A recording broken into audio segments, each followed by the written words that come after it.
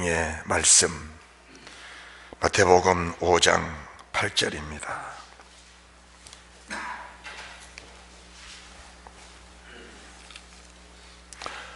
함께 말씀을 봉독합니다. 마음이 청결한 자는 복이 있나니 저희가 하나님을 볼 것이며. 아멘. 마음이 청결한 자는 하나님을 본다라고 하십니다. 우리가 신앙의 결과는 하나님을 보는 것이고 그 하나님과 영원히 사는 것인데, 우리 믿음 생활이 이 땅을 떠나서 주님을 만나고 그 주님과 함께 사는 것은 믿음의 열매요 믿음의 결과입니다. 그런데 우리가 세상을 떠나서 주를 만난다라는 아늑한 그런 신앙생활보다 오늘 본문의 말씀에서는 이 땅에 살면서 그 하나님의 얼굴을 우리가 서로 대하면서 함께 살고 함께 먹고 함께 마시고 함께 동행 함께 동역하는 지금 그런 삶을 말씀하고 계시는 겁니다. 그렇다면은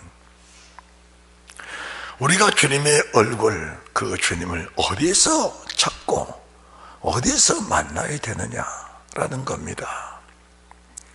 우리가 주님과 함께 동행하고 동역하고 함께 살아야 되는데 그 하나님을 어디서 찾고 어디서 만나고 어떻게 함께 살아야 되느냐. 오늘 이 말씀에 참 깊은 내용을 가지고 함께 말씀을 나누면서 오늘 본문의 말씀의 제목이 하나님을 보기 원하느냐라는 말씀으로 말씀을 주실 때에 우리 주님이 저희들에게 이 말씀을 풀어주시고 열어주시는 은혜가 있을 줄로 믿습니다. 우리가 이 땅에 살면서 하나님을 본다는 것은 하나님의 형상을 따라 만든 사람을 볼 수 있어야 하나님을 보게 되는 겁니다. 왜 그렇게 말씀하냐? 하나님이 천지를 창조하고 나서 모든 만물 중에 하나님의 형상을 따라 만든 것은 사람밖에 없습니다.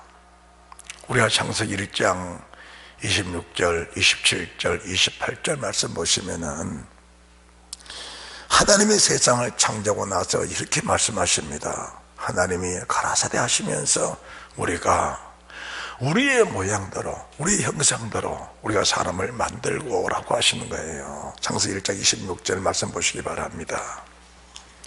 창세기 1장 26절입니다. 말씀을 한 음성으로 봉독합니다. 하나님이 가라사대 우리의 형상을 따라 우리의 모양대로 우리가 사람을 만들고 그로 바다의 고기와 공중의 새와 육축과 온 땅과 땅에 기는 모든 것을 다스리게 하자 하시고 하나님이 자기 형상 곧 하나님의 형상대로 사람을 창조하시되 남자와 여자를 창조하시고 하나님이 그들에게 복을 주시며 그들에게 이르시되 생육하고 번성하여 땅에 충만하라. 바다의 공지와 공중의 새와 땅에 움직이는 모든 것들을 다스리라 하시니라. 할렐루야. 자, 우리가 26절 말씀 보시면은 하나님이 하나님의 형상을 따라 사람을 만들고 그 사람에게 주시는 권세가 하나님만 하실 수 있는 하나님의 주권, 그 하나님의 주권을 사람에게 그대로 위임해 주시는 그 모습을 보게 되는 겁니다. 그래서 우리가 이 땅에서 하나님 어디 계십니까? 라는 것은 우리가 사람을 어떻게 보느냐, 그것이 하나님을 바라보고 신앙생활하는 사람의 모습이라는 것을 저희들이 알아야 합니다. 여러분이 아시는 대로도 우리 주님이 사람으로 오신 거예요. 사람으로 오셨어요. 하나님의 어떤 큰 형상, 무시무시한 형상, 사람이 가히 접근할 수 없는 그런 무시무시한 형상으로 오신 것이 아니고 그냥 평범한 아주 가난하고 연약한 그런 모습으로 이 땅에 오신 주님이심을 저희들이 보게 되는 겁니다. 그렇다면은 우리가 이 땅에 살면서 하나님을 본다. 이 하나님을 본다는 것은 사람을 보는 것인데 그 사람을 보는 기준이 어디가 있느냐. 우리가 신앙의 눈, 믿음의 눈으로 사람을 바라봐야 되는데 사람을 보는 그 기준이 이사야 53장 2절 3절의 말씀에 그 기준으로 사람을 봐야 되는 겁니다. 자, 여러분들이 성경을 보시기 바랍니다. 이사야 53장 2절 3절입니다.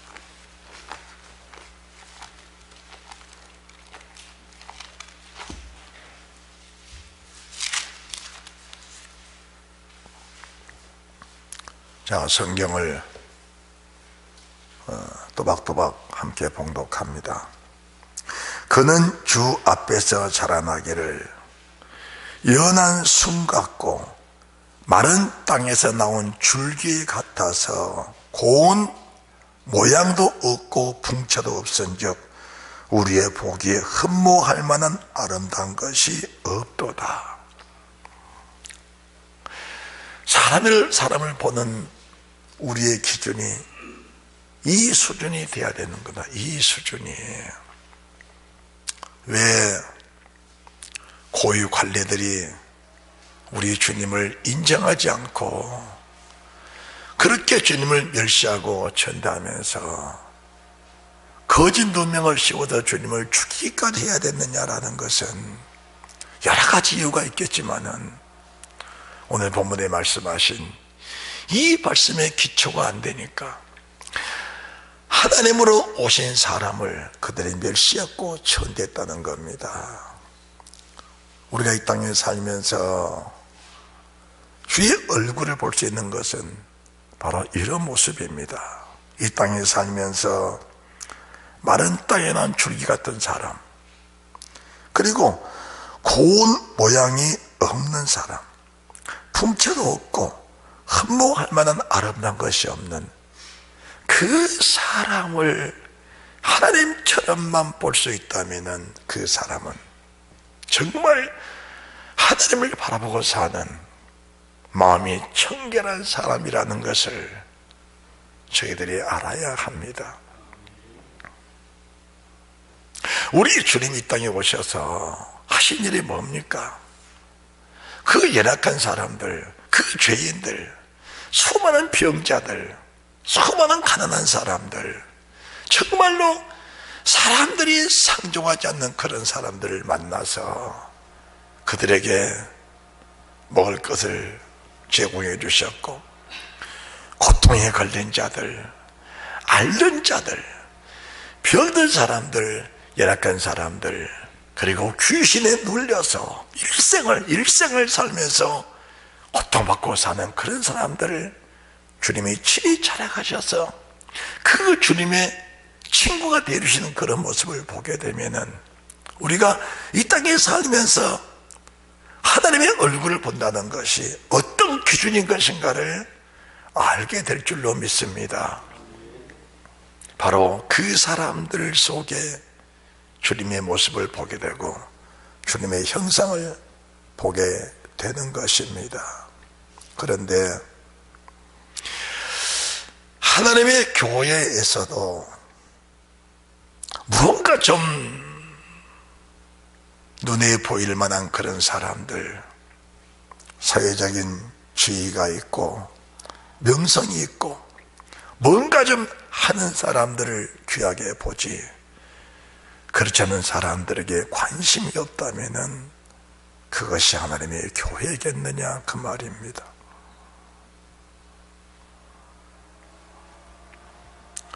우리가 주의 얼굴을 본다는 것은 이사야 53장 2절 그리고 3절 말씀이 기준이 되어야 되는데, 그는 연한 숨 같고 마른 땅에서 나온 줄기 같다.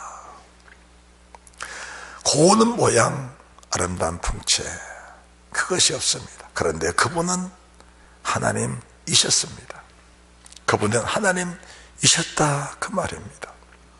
우리가 마태복음 25장 보시면은 세 가지 비유가 나와 있습니다.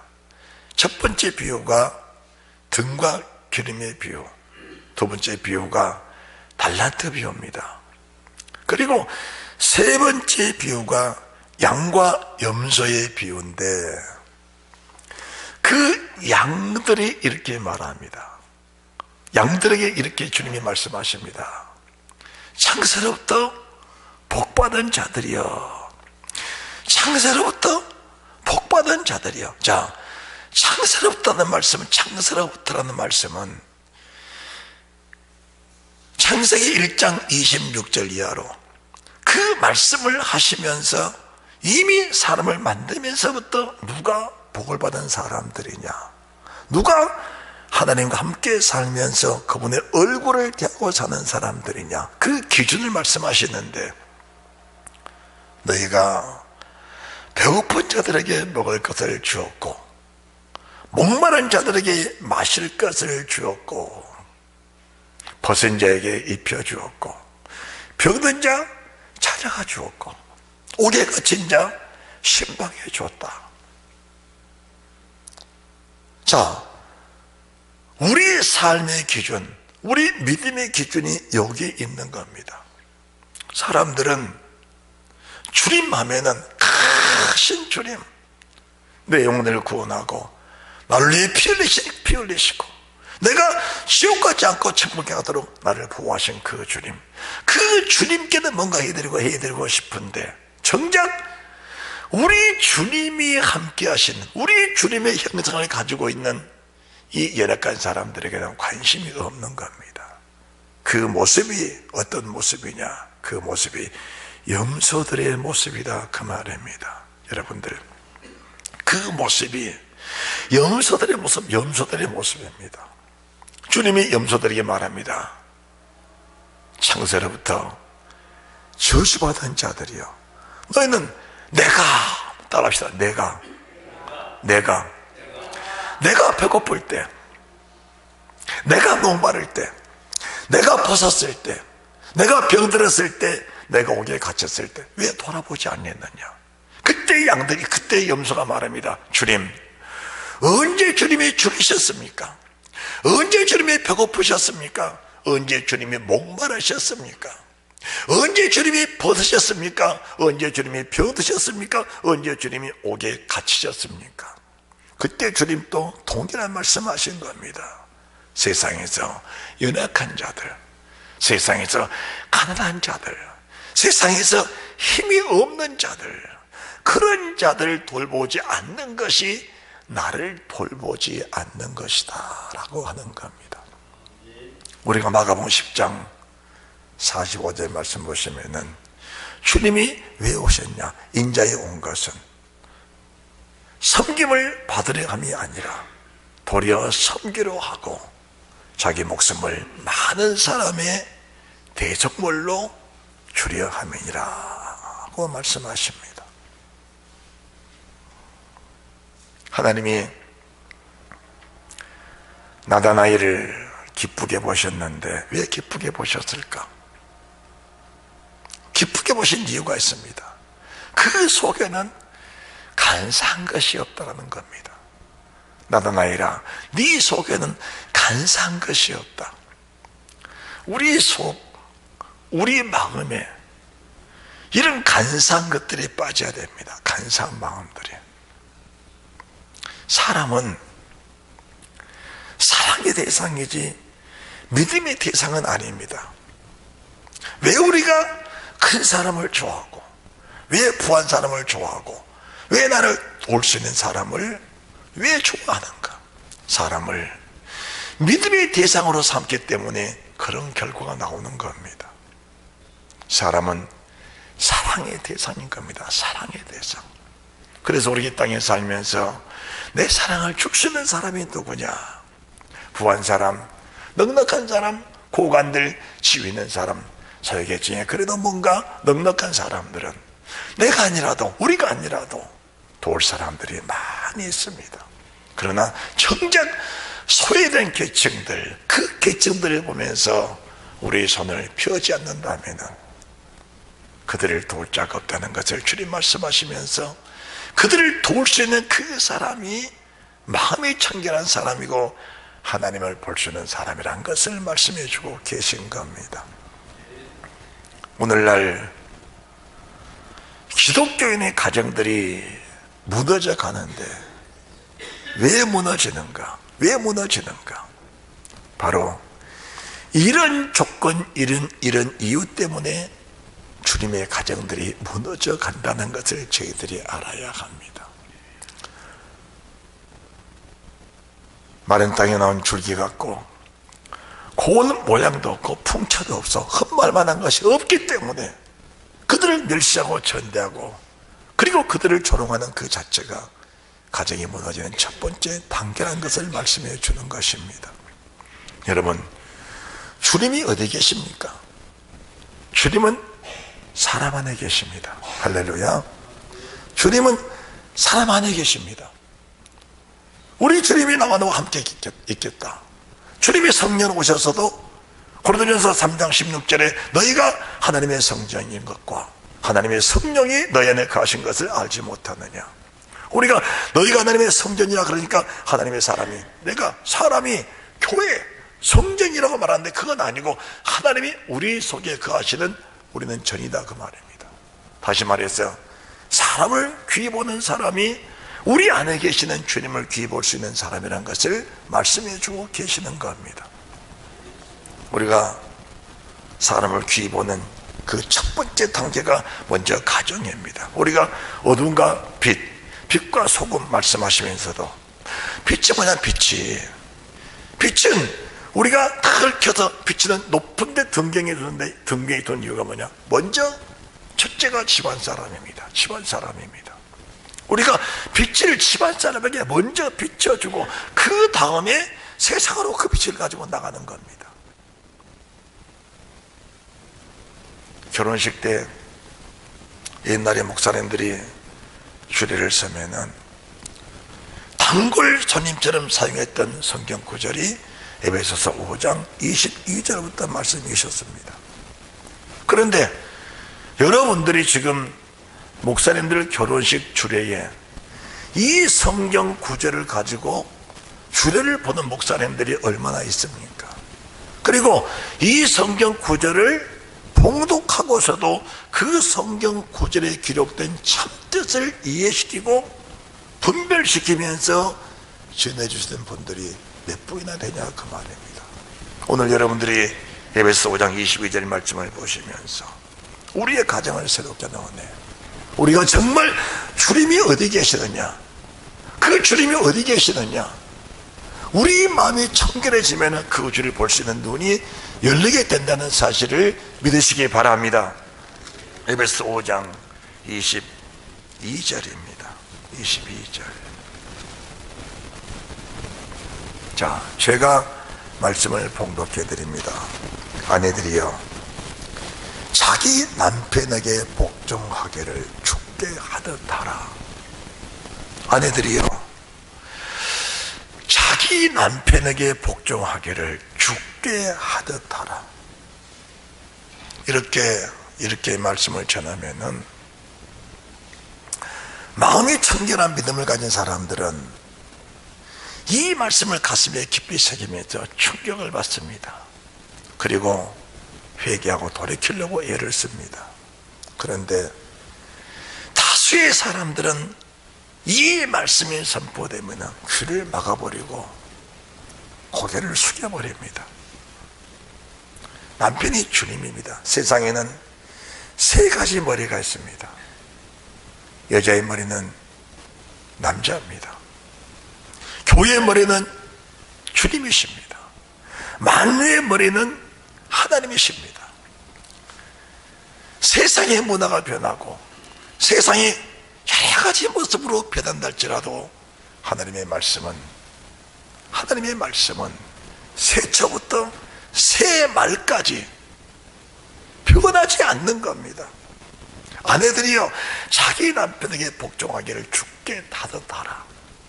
자기 남편에게 주께 하듯 복종하지 않는 여자들, 아내들은 자기 남편보다 다른 사람이 눈에 보이는 사람일 가능성이 매우 높다는 겁니다. 그렇다면 왜 자기 남편이 주님처럼 보이지 않는 것일까?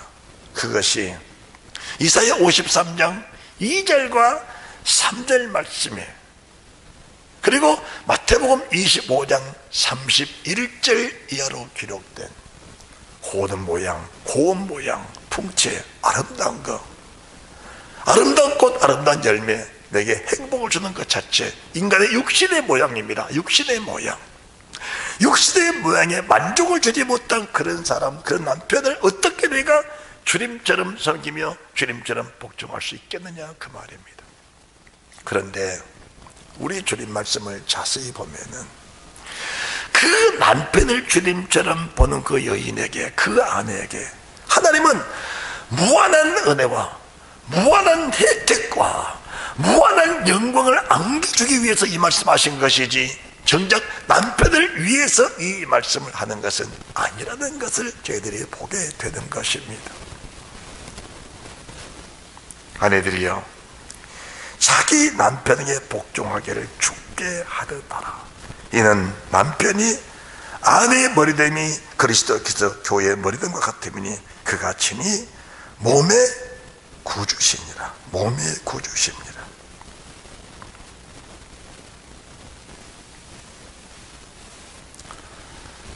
우리의 삶의 구원, 이 땅에 살면서 우리의 삶의 구원을 위해서 주님은 그 남편을 주님처럼 섬기면 우리 주님이 우리 몸, 우리 삶을 책임지시고 은혜를 주시고 복을 주신다는 것을 말씀해 주고 계십니다. 하나님의 보장을 말씀해 주고 계신 겁니다. 그러시면서 그러나 교회가 그리스도에게 가게 하듯 아내들도 범사에 그 남편에게 복종을 하라고 말씀하십니다. 자, 우리가 이 말씀을 보면은 이 에베소 5장 22절부터 이제 33절까지가 이 가정의 기준을 주고 주신 말씀인데, 주님이 아내에게 주신 말씀은 3절입니다. 3절입니다. 1, 2, 3, 22, 23, 24, 3절입니다. 그런데 남편에게 주신 말씀은 9절입니다. 9절입니다. 여자에게 주신 말씀은, 아내에게 주신 말씀은 3절, 남편에게 주신 말씀은 9절입니다. 그러면은 남편에게 뭐라고 하시는 거? 남편들아, 아내 사랑하기를 그리스도께서 교회를 사랑하시고 위하여 자신을 주신같이 하라. 자, 남편들아, 아내 사랑하기를 그리스도께서 교회를 사랑하시고 위하여 자신을 주신같이 하라. 이게 무슨 말씀인가? 주님은 교회를 세우실 때 그분의 피를 흘려서 교회를 세우신 겁니다. 할렐루야. 주님은 교회를 세우실 때 그분의 피를 쏟고 그분의 목숨을 버려서 교회를 세우신 겁니다. 남편들아, 네 아내를 피를 쏟듯이, 네 목숨을 다하듯이 네 아내를 그렇게 사랑해 주라는 겁니다. 그러니까 이 차원이라는 게, 아내들아, 자기 남편입니다. 자기 남편에게 복종하기를 주께 하듯 하라. 이 차원보다 남편들이 아내를 사랑하는 차원은 그 차원이 말할 수 없는 겁니다. 말할 수 없는 거예요. 그렇다면은 왜 우리가 이 말씀에 복종이 안 되는가? 왜 이 말씀에 복종이 안 되는가? 그 이유가 있어요. 그 이유가 있습니다. 그 이유가, 우리가 다 하나님 말씀을 받는 사람들인데 이 말씀을 잠깐 접어두고 나서 베드로전서 1장 22절 말씀을 보시면은 이해가 될 줄 압니다. 베드로전서 1장 22절입니다.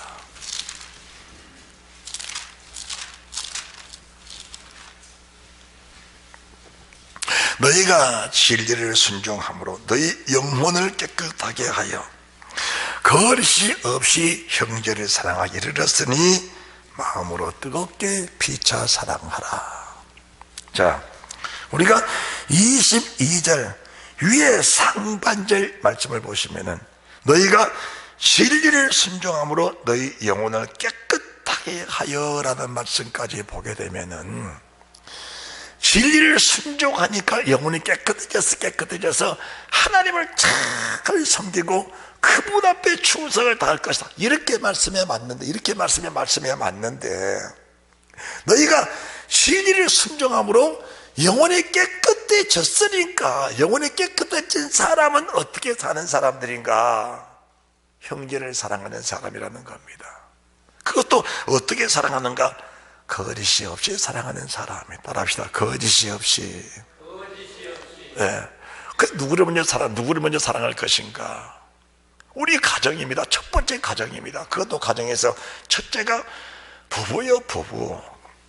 그 부부도 그 부부에 속한 말씀도 이루어지지 않는 사람들이 어떻게 눈에 보이지 않는 하나님을 섬길 수 있다고 말할 수 있냐 그 말입니다.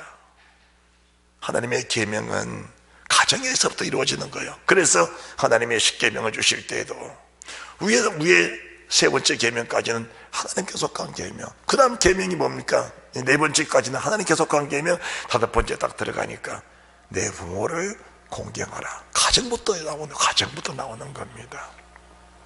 그렇다면 우리가 너희가 진리를 순종하면은 아내들아, 너희 남편, 제 남편, 자기 남편을 섬길 때 죽게 하듯 하라. 남편들아, 아내를 사랑할 때 우리 주님이 교회를 위해서 자신을 주신 것처럼 그렇게 하라고 이 말씀이 선포가 되면은 이 진리를 순종하는 사람들은 이미 영혼이 깨끗해져 있으니까 이 말씀을 받으면은 그렇지 못한 내 자신을 돌아보면서 가슴을 찢고 회개하고 애통하는 일이지. 목사님, 시대에 맞는 설교해 주셔야지, 시대에 맞는 말씀해 주셔야지 우리가 아멘하지. 이 말씀은 너무 힘듭니다. 이렇게 말한다면은 그 사람을 변화시킬 세상에 어떤 말씀도 없다는 것을 우리가 알아야 됩니다. 하나님의 말씀으로 사람이 변화가 안 된다면은, 하나님의 말씀으로 사람이 변화가 안 된다면은 세상 어떤 것으로 그 사람을 변화시킬 기능이 없는 겁니다. 기능이 없어요. 우리가 히브리서 10장도 그런 대목의 말씀들인데, 하나님의 말씀, 하나님의 성령, 그분의 거룩한 보혈, 이 기능을 가지고 사람을 변화시켜서 지옥 갈 사람을 천국으로 끌고 가는 분이 하나님이신데, 이 진리의 말씀을 줘도 변화가 안 되면은 그 사람을 돌이킬 수 있는 세상 기능은 없다는 것을 말씀해 주는 것입니다. 그렇다면은 왜 사람이 변화가 안 되는 것인가? 왜 변화가 안 되는 것인가를 주님 말씀하시는데, 자, 22절 말씀 함께 봉독하고요. 시작. 너희가 진리를 순종함으로 너희 영혼을 깨끗하게 하여 거짓이 없이 형제를 사랑하기 이르렀으니 마음으로 뜨겁게 피차 사랑하라. 남편은 아내를, 아내는 남편을, 자식은 부모를, 부모는 자식을, 형제는 형제를, 형제 또 형제를, 그리고 밖에 나가서 수많은 사람들에게. 자, 그렇다면 왜 변화가 안 되는 것인가? 그 이유는 23절입니다. 너희가 거듭난 것이 썩어질 씨로 된 것이 아니요 썩지 아니할 씨로 되었으니, 하나님의 진리의 말씀을 순종함으로 영혼이 깨끗해지는데, 이 썩어질 말씀이 아니고 이 말씀을 우리가 생명으로 받아들이면 그 말씀이 나를 변화시키고 나를 하나님 앞에 바로 세우는 능력과 기능이 그 속에 있는 것인데, 이 말씀을 무엇로 받는가? 이 말씀을 육체의 생각, 육신의 생각으로 말씀을 받아버리니까 그 말씀이 두 번째로 썩어질 씨가 되어버렸다, 그 말입니다. 이 말씀을 받을 때 육신의 생각, 환경, 그는 연한 순 같고 마른 땅에 난 줄기 같아서 고운 모양도 없고 풍채도 없은즉 우리의 보기에 흠모할만 아름다운 것이 없다. 아름다운 것이 없으니까 그 사람을 내가 볼 때 주님처럼 볼 이유가 없다는 거예요. 이유가 없다는 겁니다. 이것이 진리의 말씀, 생명의 말씀, 살아있는 씨의 말씀을 줬는데 그 사람 속에 이 말씀을 육체로 받아들여 버리니까, 육신의 생각으로 받아들여 버리니까 그 말씀의 생명이 못됐다, 그 말입니다. 그러면은 육신은 뭔가, 육신은 자 24절 23절 말씀 함께 봉독하고 24절에 들어갑니다. 시작. 너희가 거듭난 것이 썩을 씨로 된 것이 아니요 썩지 않을 씨로 된 것이니 하나님의 살아있고 항상 있는 말씀으로 되었느니라. 그러므로 모든 육체는 풀과 같고 그 모든 영광이 불의 꽃과 같으니 풀은 마르고 꽃은 떨어지되. 하나님의 말씀을 육신으로 받아버리면은 육신 속에 영광을 얻고자 하는 그 사람들이 영광을 얻기는 얻을 수 있는 겁니다. 없는 게 아니에요. 여러분들이 산상수훈이 말씀하신 우리가 기도할 때도 무엇을 먹을까, 무엇을 마실까, 무엇을 입을까, 이것들을 구하면 주님이 반드시 주시는 거예요. 왜 주시는가? 너희가 내 이름으로 무엇을 구하든지 내가 시행하리라.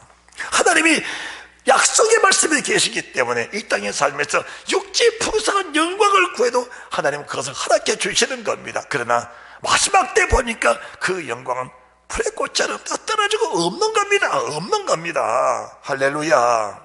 우리가 육신의 그 구해가지고 풍성한 삶을 누리고 영광을 누리고 하나님 증급해 주십시오, 잘되게 해주십시오, 부자가 되게 해주십시오, 무슨 영광을 주십시오, 간절히 기도하니까 하나님 그 기도를 들어 응답해 주셔서 그런 것들을 다 이루어 주셨다 할지라도 이 육체의 영광은 풀과 같고 풀의 꽃과 같은 것이라 이 육체의 영광은 떨어지고 없어. 하늘 앞에 가면은 남는 것이 없는 겁니다. 그럼 뭐가 남는가? 살아있는 말씀만 남는다, 그 말입니다. 그렇다면 우리가 아내들이라고 하면은 주님, 내가 여기 있습니다. 따라합시다. 내가 여기 있습니다. 하나님의 종들의 고백이 다 이런 고백입니다. 그들을 부를 때에 주님, 내가 여기 있습니다. 말씀하십시오. 지금 제가 말씀 받으려고 겸손히 앉아 있습니다. 주님, 말씀해 주십시오. 이렇게 되어야 되는 겁니다. 모든 육체는 풀과 같고 그 모든 영광이 풀의 꽃과 같으니 풀은 마르고 꽃은 떨어지되 오직 주의 말씀은 세세토록 있도다. 하나님의 말씀을 생명의 씨, 살아있는 씨로 전해줬는데 육체가 그 말씀을 육신의 생각, 육체의 영광으로 그 말씀 받으면 그 말씀이 우리 속에는 썩어질 씨로 변해버린다, 그 말입니다. 썩어질 씨로 변해버린다, 그 말입니다.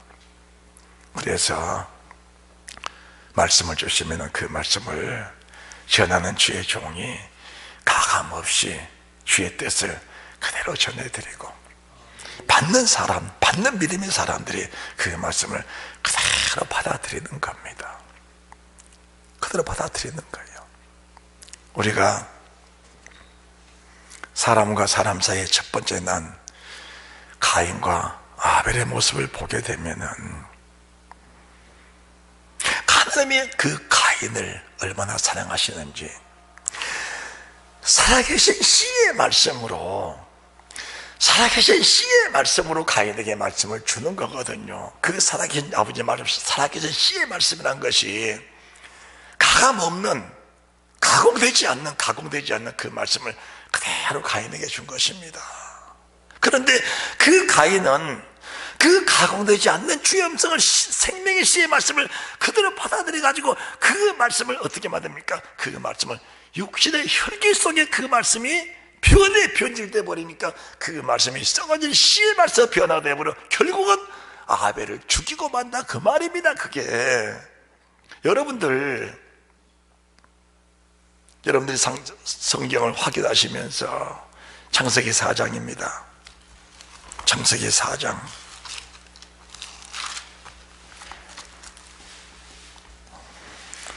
1절부터 말씀을 제가 봉독에 올릴게요. 아담이 그 아내 하와 동침하며 하와가 잉태하여 가인을 낳고 이르되 내가 여호와로 말미암아 등남하였다 하니라. 그가 또 가인하고 아벨을 낳았는데 아벨은 양치는 자였고 가인은 농사는 자였더라. 세월이 지난 후에 가인은 땅의 소산으로 제물을 삼아 여호와께 드렸고 아벨은 자기로 양의 첫 새끼와 그 기름으로 드렸더니 여호와께서 아벨과 그 제물은 연락하셨으나 가인과 그 제물은 연락하지 아니하신지라. 우리가 여기까지 말씀을 보면은 어느 신학자들은 이 성경을 이렇게 해석한 분들이 있습니다. 아벨은 피의 제사를 드렸고 가인은 피가 없는 제사를 드렸기 때문에 아벨의 제사는 연락되었고 가인의 제사는 연락이 안 됐다. 여러분들, 그런 논리는 안 맞습니다. 제사법에는 번제가 있고 소제도 있습니다. 아벨은 번제를 드렸고 가인은 소제를 드린 겁니다. 그렇다면은 왜 하나님이 아벨의 제사는 받으셨고 가인의 제사는 안 받으셨냐? 오늘 본문의 말씀 4절 말씀 보시면은 우리가 쉽게 이해할 수 있어요. 아벨과 그 제물입니다. 아벨에게 말씀하신 그 생명의 씨가 생명의 씨로 남아있고 가인에게 말씀하신 하나님의 생명의 씨가 썩어질 씨로 변질되어 버렸으니까 아벨의 삶이 생명의 삶이고 가인의 삶이 이미 사망의 삶이다 그 말입니다. 우리가 지금 예배드리러 왔습니다. 우리 자신을 내려놓고 육신의 삶, 육신의 생각, 육신의 소욕, 육신의 탐욕, 세상적인 어떤 논리, 세상적인 문화적인 배경, 이것들을 다 우리가 다 내려놓고 내 삶들을 다 부정해 놓고 일단 하나님이 내게 뭐라 말씀하시는가, 우리가 그 말씀을 따라가겠다는 이런 믿음의 기초 아래서 말씀을 받으면은 그 생명의 신은 내게 들어와서 생명이 된다는 겁니다. 그런데 똑같은 말씀을 받은 겁니다. 똑같은 말씀을 받았는데 그 말씀이 내 속에 들어와서 육신이 되어버리니까 그 말씀이 썩어질 시 육신을 썩는 겁니다. 썩어질 시록 그 말씀이 변질이 되어버렸다, 죽은 말씀이 되어버렸다 그 말입니다. 오늘 아벨과 가인 똑같은 겁니다. 그렇다면 그 증거가 뭐냐? 그 증거가 자 5절입니다. 가인과 그 제물은 연락하지 아니하시니라. 가인이 심히 분하여 안색에 변하니. 6절입니다. 6절 말씀을 하나님이 지금 뭐라 하십니까? 이 썩지 않는 영원한 생명의 씨, 변질되지 않는, 가공되지 않는 주의 음성, 주의 말씀을 가인에게 그대로 지금 전달해 드리는 우리 아버지 모습을 보게 되는 겁니다. 그런데 그 가인 속에는 이 말씀이 육신으로 그 말씀이 받아들여서 결국 가인이 꺾어지지 않으니까, 육신의 소욕이 꺾어지지 않으니까, 육체의 소욕이 꺾어지지 않으니까 결과적으로는 죄를 낳고 말았다 그 말입니다. 죄를 낳고 말았어요. 죄를 낳고 말은 겁니다. 그게 그렇게 무서운 거예요. 우리가 만약 가인이 이 말씀을 생명의 씨로 받아들였다면은 그 아벨소에 계시는 그 아버지를 선명하게 뚜렷하게 볼 수 있었어요. 연약한 남편, 연약한 아내, 아주 흠말만 것이 없는 아주 마르땅이나 줄기 같은 그 남편, 그런 아내를 볼 때 주님처럼 바라보는 그 믿음의 사람이 있는가 하면은 내가 어쩌다가 저런 원수를 만나서 평생을 이 고통 속에 살아야 되느냐라는 그런 자기 신세 따라하는 사람도 있을 거예요. 그게 믿음의 사람 속에서 말입니다. 믿음의 사람 속에서.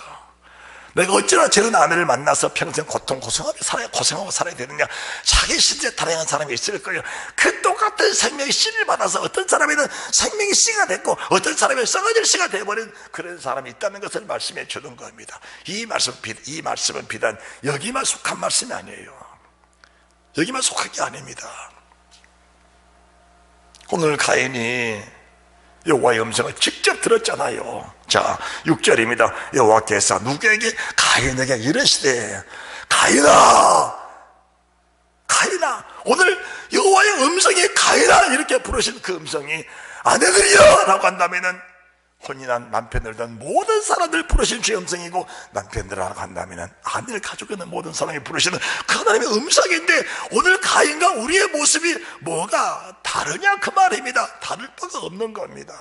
오늘 만약 가인이 살아계신 말씀, 그 말씀 그대로 받고 그 말씀이 생명이 됐다면은 비록 본인의 마음속에 서운함이 있고 섭섭함이 있고 분노가 있고 혈의가 있을지라도, 아니 환경에 맞지 않는 걸 할지라도 그 말씀이 하나님의 음성이라는 내 자신을 꺾고 그 말씀에 순종이 됐다 그 말입니다. 다시 말씀드려서 진리의 말씀에 순종되니까 내 영혼이 깨끗해진 겁니다. 따라합시다. 진리의 말씀. 오늘 주님 말씀이 진리의 말씀, 이 가인에게 진리의 말씀을 주고 계시는데 그 진리의 말씀 속에 내가 영혼이 깨끗해지지 못하니까 뭐할까? 눈이 어두워져 버린 겁니다. 눈이 어두워져 버리니까 갈 곳을 모르는 거예요. 방향 감각을 잃어버린 겁니다. 무엇이 천국, 무엇이 지옥인지, 뭐가 영생, 뭐가 영벌인지 그 자체가 분별이 안 돼버린 겁니다. 눈이 어두워져 버리니까 하나님이 보이지 않는다 그 말입니다. 결국은 오늘 본문의 말씀에서 여호와께서 가인에게 이르시되, 내가 부는 어쩔며 안식에 배는 어쩔미뇨. 내가 선을 행하면 어찌 나를 줄지 못하겠냐. 선을 행치 않으면 죄가 문에 엎드리니라. 죄의 손 내게 하시나 너는 죄를 다스려라. 여호와의 음성을 직접 가인에게 주심에도 불구하고 그 가인은 회개가 안 됐거든요. 회개가 안 됐습니다. 회개가 안 된 가인을, 이 씨의 문제를 요한일서 3장 12절 말씀을 보시면 이렇게 말씀이 나와 계십니다. 요한일서 3장 12절입니다. 요한일서 3장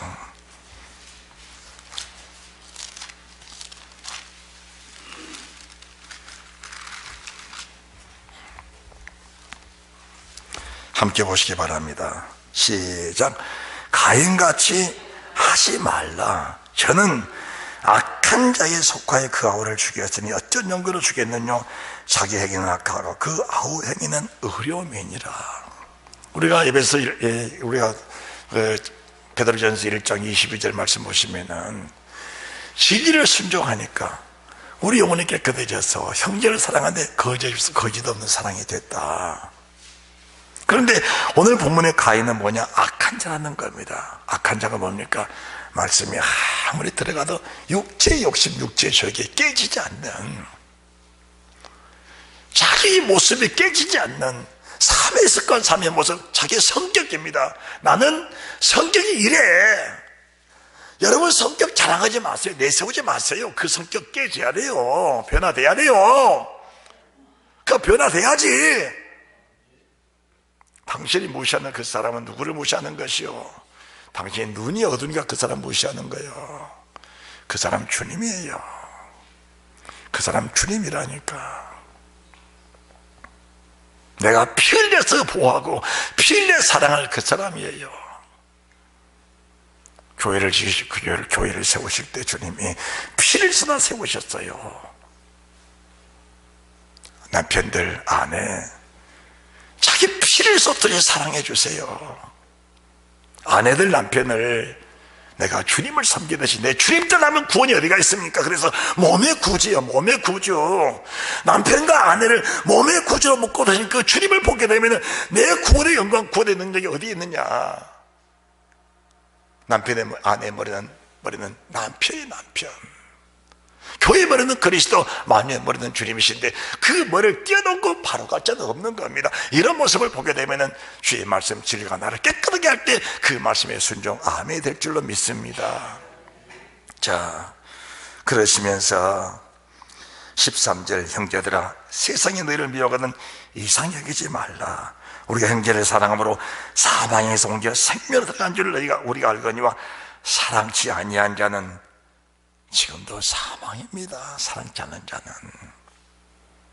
사망이야. 사랑치 않는 자는. 자, 내 말이 아니고 하나님 말씀이라면 여러분들이 확인해 보시기 바랍니다. 14절입니다 시작. 우리가 형제를 사랑함으로 사망에서 옮겨 생명으로 들어간 줄을 알거니와 사랑치 아니한 자는 사망에 거하느니라. 그 형제를 미워하는 자마다 뭐하는 자요? 남편 미워해요? 사랑해요? 아내 미워해요? 사랑해요? 정말 사랑하면 어떻게 사랑합니까? 주님처럼 피를 쏟는 주님의 모습으로, 주님의 그 모양으로 아내를 사랑해 주면은 어떻게 되는 거예요? 첫째, 내 마음이 청결해집니다. 하나님을 본다는 거예요. 하나님이 보인다는 겁니다. 그래서 마음에 청결한 자는 복이 나니 저희가 그들이 하나님을 볼 것이며. 형제를 사랑하는 거 뭐 대단한 것처럼 여기지 마세요. 16절입니다 16절 시작. 그가 우리를 위하여 목숨을 버리셨으니 우리가 이로써 사랑을 알고 우리도 형제들 위하여 목숨을 버리는 것은 뭐지요? 마땅한 것을 가지고 특별한 것처럼. 왜 내가 니한테 한 것 10분의 1만 해라, 그런 말들을 주로 하잖아요. 간혹 아내 어떻게 하든 상관하지 마세요. 남편 어떻게 하든 상관하지 마세요. 나는 내가 할 일만 하면 되는 거예요. 내가 할 일만 하면 되는 거예요. 하나님 앞에서. 할렐루야. 왜 남의 탓해요? 왜 남의 탓해요? 내가 믿음으로 사는 그 자신만 가지고 하나님께 나오는 것이지. 그렇잖아요. 왜 그렇게 안 되는 것인가? 9절입니다 9절. 하나님께로서 난 자마다 죄를 짓지 아니하나니. 죄가 뭡니까? 생명의 시간 내 속에 들어와도 내가 변화되지 않는 것이 그게 죄입니다. 그게 죄예요. 그게 죄라는 겁니다. 죄라는 것이, 사람들은 어쩔 수 없이 죄를 짓다 그러잖아요. 아니요. 우리 속에 하나님의 씨, 생명의 씨가 있으면은 죄의 요소가 우리 속에 일어날 수가 없는 거예요. 죄의 요소가 일어날 수 없는 거예요. 우리 속에 죽을 씨가 쌓여 있으니까 죽을 씨가 죄를 발생하는 것이지, 생명의 씨가 우리 속에 있으면은 세상 어떤 것들이 내 속에 들어와도 다 정화가 되어버리고 마는 겁니다. 외부 요인 때문에 우리가 죄를 짓는다, 그것은 믿음 없는 사람의 말이에요. 외부 요인 100번 1000번에게 밀려 들어와도 내 속에 하나님의 씨가 있고 생명의 씨가 있으면 그 생명의 씨는 세상 어떤 요인들도 다 녹아 없애버린 겁니다. 할렐루야.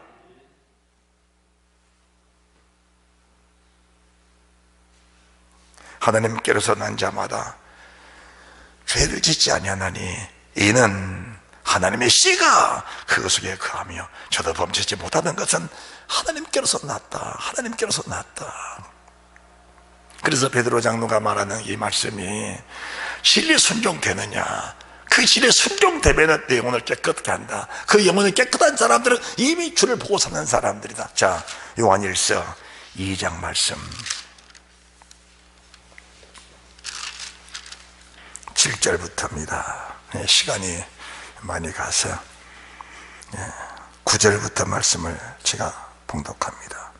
빛 가운데 있다 하며 그 형제를 미워하는 자는 지금까지 어두운 가운데 있다. 어두우니까, 눈이 어두우니까.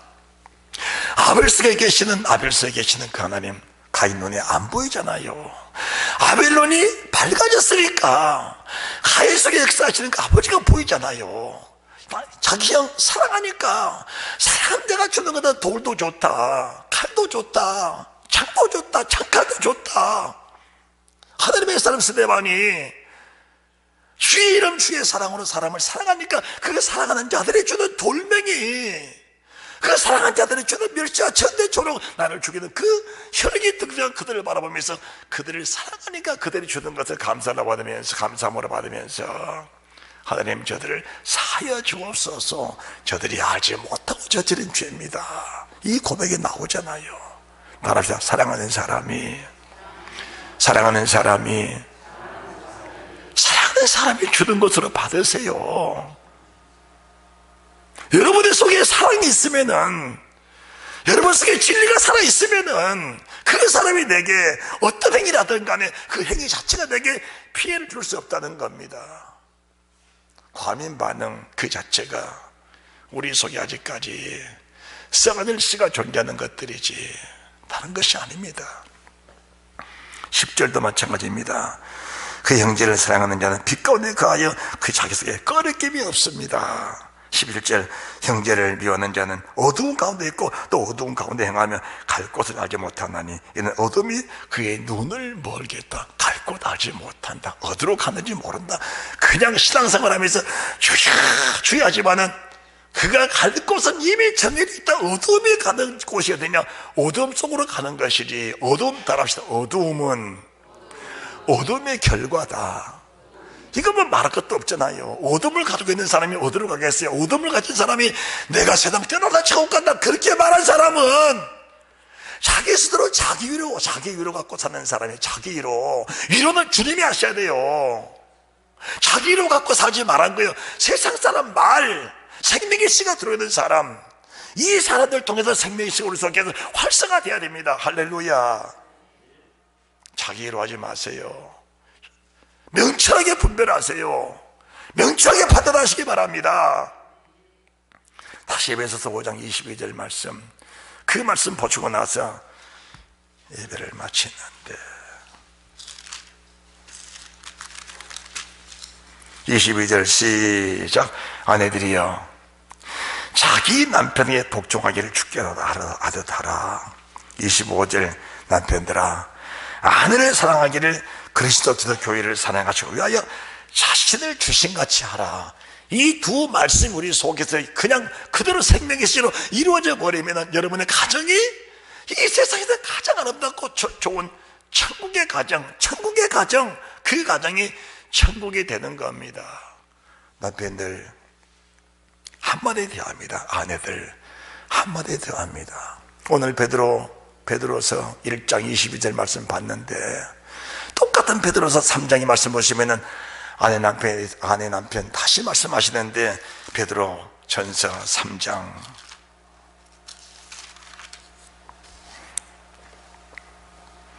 1절입니다. 다 같이 시작. 아내 된 자들아 이와 같이 자기 남편이야. 자기 남편이다.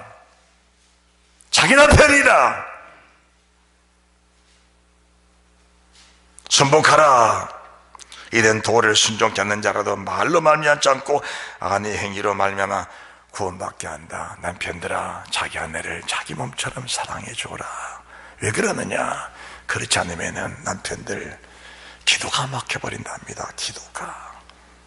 자 7절입니다 7절 말씀 봉독하게 예배를 마칩니다. 7절 시작.